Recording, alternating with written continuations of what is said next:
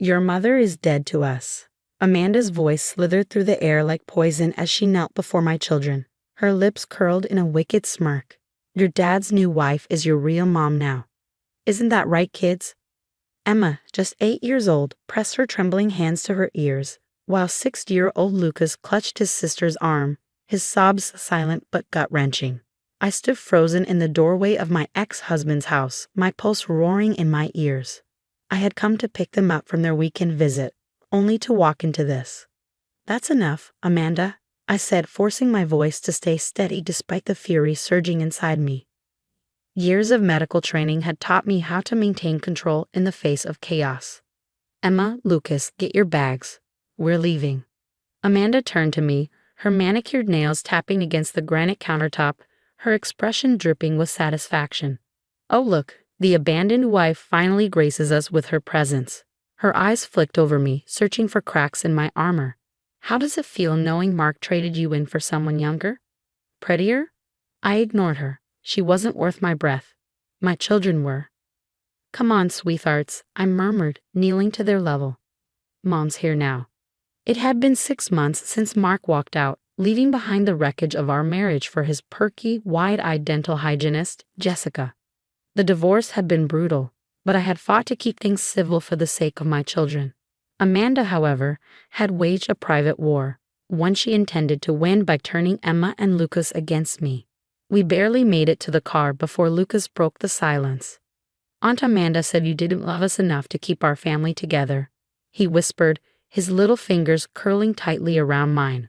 The words gutted me. I crouched in front of him, brushing his tear-streaked cheek with my thumb. Lucas, sweetheart, listen to me. Sometimes grown-ups stop loving each other, but that has nothing to do with how much we love you. I will always, always love you and Emma more than anything in this world. Emma stood a few feet away, her arms crossed. At 8, she was trying to make sense of something far beyond her years. Then why did Daddy leave? Why does he love Jessica more than us? My throat tightened. Get in the car, baby, I said gently. We'll talk about this at home. As I pulled out of the driveway, I saw Amanda standing at the window, watching, smirking. She had resented me from the beginning, the ambitious trauma surgeon who had put herself through medical school while her brother was still finding himself. When Mark left, she had finally been set free to spit out the venom she had kept bottled up for years. The drive home was thick with silence, heavy with questions too painful to answer in a single car ride. I thought about the years of Amanda's snide remarks, the whispered accusations that my career had made me a bad wife, the way she had delighted in my downfall. Back home, I made hot chocolate, the ritual that had always soothed my children's worst days. As they clutched their mugs, I searched for the right words. You know how sometimes at school, you might stop being friends with someone? I asked gently. It doesn't mean either of you is bad, just that you've grown apart. That's what happened with Daddy and me. But that doesn't change how much we both love you. Emma frowned. Aunt Amanda says Daddy chose Jessica because she's younger and prettier. I exhaled slowly, suppressing the ache those words ignited. Beauty isn't just about looks, sweetheart. It's about kindness, about how you treat people. It's about love. Lucas climbed onto my lap, pressing his chocolate-sticky cheek against my shoulder. I don't want a new mom. I want you. I wrapped both of them in my arms, holding them as tightly as I could. And you have me. Always. That night, after I tucked them into bed, I sat alone in my home office, staring at the framed family photos I still couldn't bring myself to take down. My phone buzzed. A message from Amanda. The kids deserve better than a mother who puts her career first. They're better off with Jessica. I didn't respond. Instead, I opened my laptop and began documenting everything. The insults, the manipulation, the emotional warfare. Something told me I would need this record soon. And I was right. Because what came next would test everything I believed about love, about justice, and about how far I would go to protect my children. 3 months passed in a blur of hospital shifts, custody exchanges, and the exhausting effort of rebuilding my children's confidence. Emma and Lucas were in therapy, slowly unraveling the tangled emotions of their father's betrayal and Amanda's relentless poison. I documented every cruel remark, every manipulative whisper, building a case to limit their exposure to her toxicity. Then came the night that changed everything. I was midway through a grueling 12-hour shift in the ER when the double doors burst open. Paramedics rushed in, their voices sharp and urgent. Female, mid-30s, severe allergic reaction. Airways closing fast, she's crashing. I turned and the world tilted. Amanda lay on the gurney, her face grotesquely swollen, gasping for breath. Behind her, my ex-husband Mark kept pace, his face ashen. She ate something with shellfish, he stammered. She didn't know. Dr. Carter, the head nurse, interrupted. We need you now. For one split second, I hesitated. The woman before me, the one now clawing at her throat, fighting for air, had spent months trying to tear my children from me. Just last week, she had told Emma that I chose work over my family, that I wanted to be away from them. Now her life was in my hands. Get me an epinephrine injection, I ordered, pushing everything aside, and start an IV line. I wasn't a mother in this moment. I wasn't the woman she had tried to break. I was a doctor, and doctors saved lives, even when they didn't deserve it. Dr. Carter, her throat's completely closed. No time. No hesitation. Emergency tracheotomy. Now. Mark paled. Wait. Alex is doing the surgery. Can't someone else? There isn't time, I snapped, already making the first incision. She'll die if we wait. The next 20 minutes were a storm of precision and adrenaline. My hands never wavered. My mind stayed sharp. I shut out the memories, the barbed insults, the gleeful jabs, the damage done to my children, and did what I was trained to do. And then, her breathing steadied. The immediate danger passed. She's stable, I announced, stripping off my gloves. Start her on antihistamines. Keep her overnight. As I turned to leave, Mark caught my arm. Alex, thank you. I know things haven't been. I took an oath. I interrupted, my voice steel. Now, if you'll excuse me, I have other patients.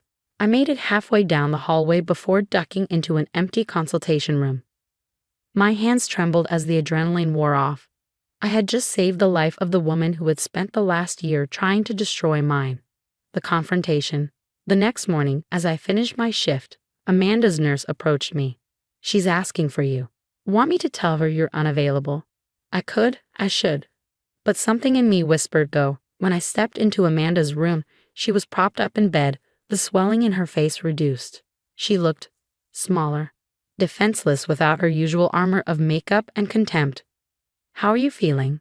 I kept my tone neutral, professional.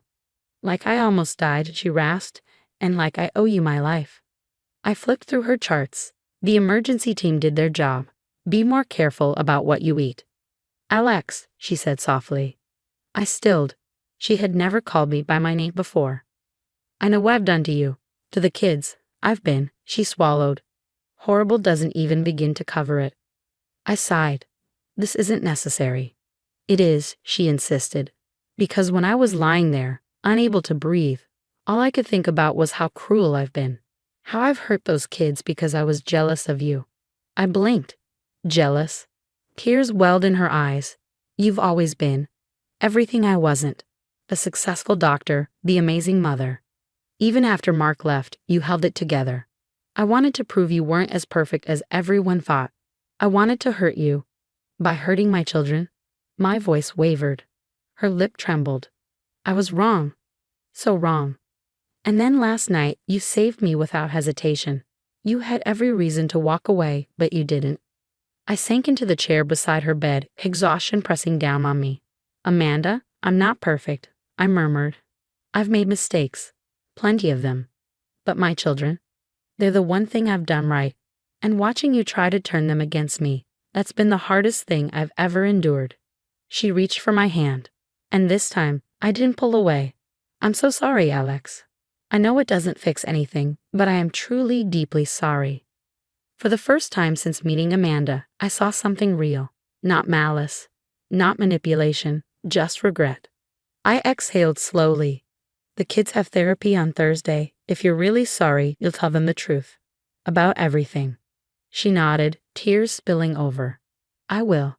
I promise. As I left her room, something inside me shifted. Not forgiveness. Not yet. But something lighter. The smallest possibility that maybe, just maybe, My children wouldn't have to grow up carrying the weight of Amanda's hatred. The aftermath. That night, as I tucked Emma and Lucas into bed, Emma hesitated. Mom, is Aunt Amanda going to be okay? Yes, sweetie, I murmured, smoothing her hair. She's going to be fine. Lucas blinked sleepily. Did you save her? I smiled faintly. I did what doctors do. I helped someone who needed help. Emma frowned. Even though she's mean to us. I thought for a moment. Sometimes, I said carefully, being kind to people who haven't been kind to us changes things in ways we never expect. As I turned out their lights, I realized how true that was. Tomorrow would bring new battles. Amanda's apology didn't erase the past. But for the first time in months, I had hope. Hope that wounds could heal. That truth could mend what lies had broken. That maybe, just maybe, kindness had the power to change everything. Thursday arrived faster than I expected. In the waiting room of Dr. Peters' office, Emma and Lucas sat quietly, coloring while we waited for Amanda. When she walked in, she lacked her usual confident stride. Instead, she clutched her purse as if it were a shield, her eyes searching the room nervously. Aunt Amanda. Emma looked up, surprised. Are you sick again? No, sweetheart, Amanda replied softly. I'm here to talk to you and Lucas. To tell you some very important things. Dr. Peters welcomed us into her office, arranging the chairs in a small circle. Lucas immediately climbed into my lap, while Emma sat between Amanda and me, her eyes flickering with uncertainty. Amanda has something she'd like to share with you both. Dr. Peters began gently. Remember how we talked about feelings being complicated and how it's okay to feel different things at the same time? Both children nodded. Amanda took a deep breath. Emma, Lucas, she began, her voice trembling slightly. I need to tell you that I was very wrong about a lot of things. I said things about your mom that weren't true, and that wasn't fair, to you or to her. Lucas tightened his grip on my hand, like when he said Mommy didn't love us. Amanda's eyes filled with tears. Yes, exactly like that. Those were lies, and I'm so sorry I told them. Your mom loves you more than anything in the world. She's an amazing mother who would do anything for you. Emma frowned, her voice sharp with hurt. Then why did you say those mean things?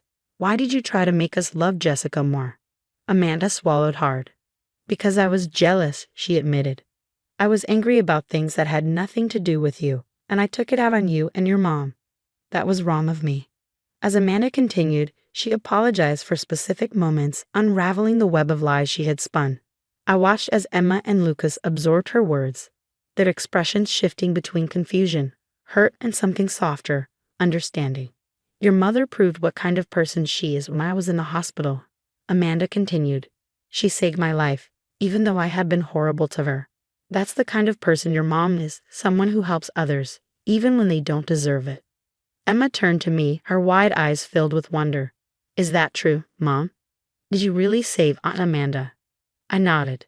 It's what doctors do, honey. We help people who need help. Even mean people? Lucas asked innocently. Even mean people, I confirmed. Because sometimes people can change and become better. Dr. Peters guided the conversation, helping Emma and Lucas express their feelings. Amanda listened, really listened, as they shared how her words had confused and hurt them. I don't expect you to forgive me right away, Amanda told them sincerely. What I did was wrong, and I understand if it takes time to trust me again. But I promise I'm going to try to be a better aunt to you both. As the session ended, a weight I hadn't realized I was carrying lifted slightly. It wasn't perfect. The past couldn't be undone. But it was a start. In the parking lot, Amanda hesitated before speaking. Alex, I've been thinking. I want to talk to Mark about modifying the custody arrangements. The kids shouldn't have to go through so many changeovers. They need more stability, with you. I studied her, looking for any sign of manipulation, but found only sincerity. Thank you, I said simply. Over the next few months, things shifted. Amanda kept her word, not just stopping her campaign against me, but actively working to repair the damage. She even spoke to Mark, encouraging him to be more present in the kids' lives instead of trying to replace me with Jessica. One Sunday afternoon, while I was in the garden with Emma and Lucas, Amanda stopped by, holding out a small paper bag. Peace offering, she said hesitantly. Seed packets. I thought the kids might like to learn about growing their own food. Emma, who had been wary of Amanda's changes, brightened. Can we plant tomatoes, Mom? like the ones in the hospital garden you told us about. As I watched Amanda kneel beside them, patiently explaining how to plant each seed, I realized something. Change wasn't always grand gestures. Sometimes it was in the quiet moments, the small steps toward something better. That night, as I tucked the kids into bed, Emma asked, "Mom, is it okay that I'm starting to like Aunt Amanda again?" I smoothed her hair. "Of course it is, sweetheart. People can change when they really want to. And it seems like Aunt Amanda really wants to. Because you saved her?" Lucas piped up from his bed. I thought for a moment. "No," I said softly. "I think sometimes people save themselves. They just need a reason to try." As I closed their bedroom door, I exhaled. The emergency that had brought Amanda to my operating table hadn't just saved her life. It had given our family a chance to heal. There were still difficult moments, still wounds that would take time to mend. But we were moving forward.